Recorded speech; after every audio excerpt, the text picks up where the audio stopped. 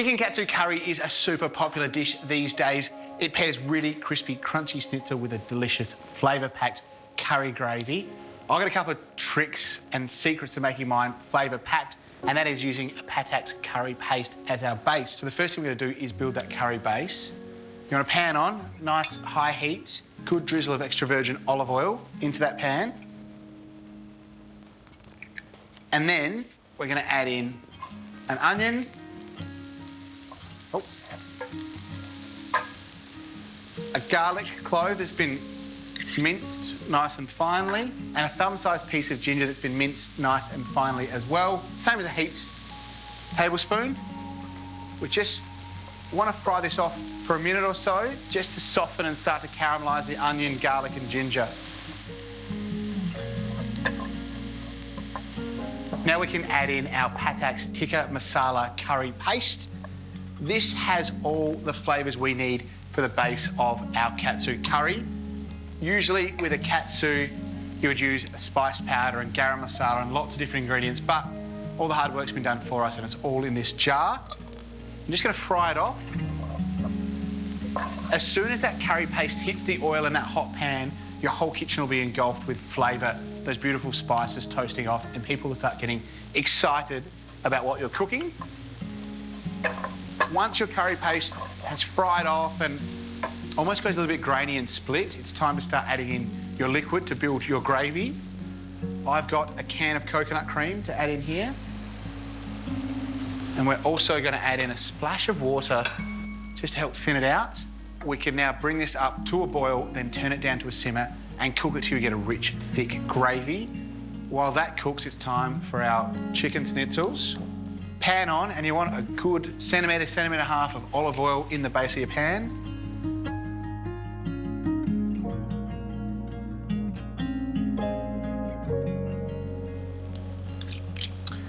Now, our katsu gravy is boiling, so I can turn it down to a gentle simmer. I'm just going to cool it down, let it do its thing. All those flavours are going to really develop, and that gravy will be beautiful.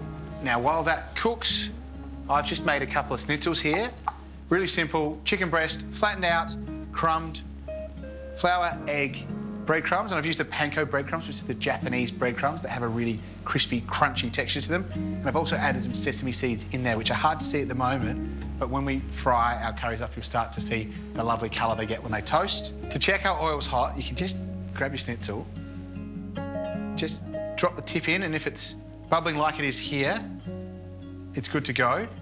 And then all we want to do is carefully lay our schnitzel into our oil, like so.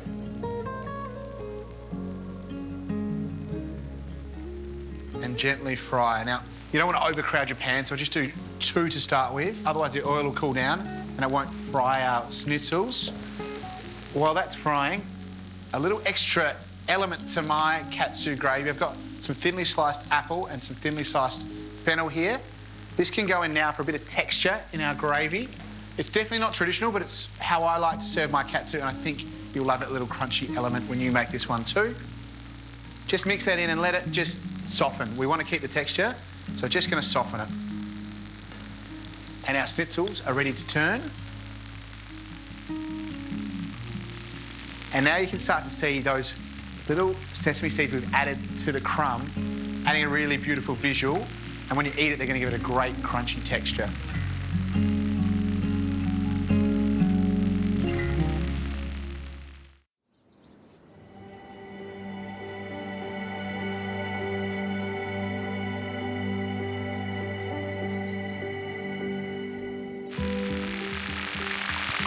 Just check the other side. Our schnitzels look great. Beautiful golden all over. Have a look at those little pops of sesame seeds. That one even looks like a love heart.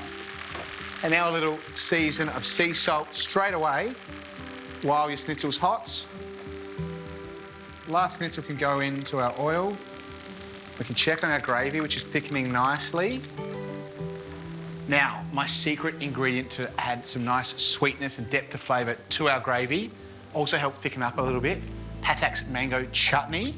And you want to go in with a nice large spoon of this, even a couple of spoons. It's gonna add a really beautiful, silky sweetness to our dish.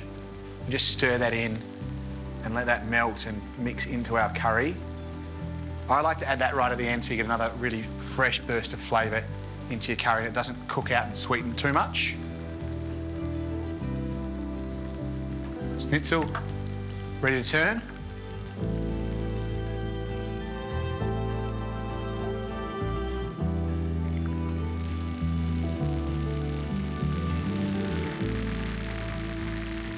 Our third schnitzel is ready.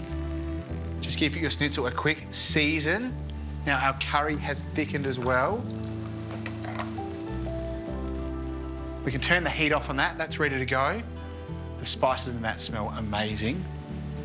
Just some thinly sliced coriander, leaf and stem. Mix it in last minute so it doesn't cook too much and adds another fresh element to our katsu. Gravy done, schnitzel's done, we're plating up. We're gonna serve this almost bento box style, all separate, and then people can pull it together as they eat it. Steamed rice on the side, our curry can go into a nice dish on the side, making sure we scoop in a bit of our onion, a bit of our fennel, a bit of our apple.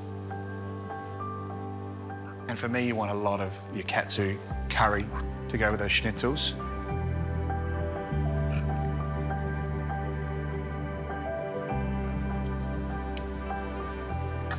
Then, curry sauce onto the plate. Stack your schnitties up in a nice pile. And that is our curry plate ready. Just a little bit of pickled ginger on the side and a little garnish of coriander on top of your rice. And there you have my version of chicken katsu curry using the Patak's tikka masala paste.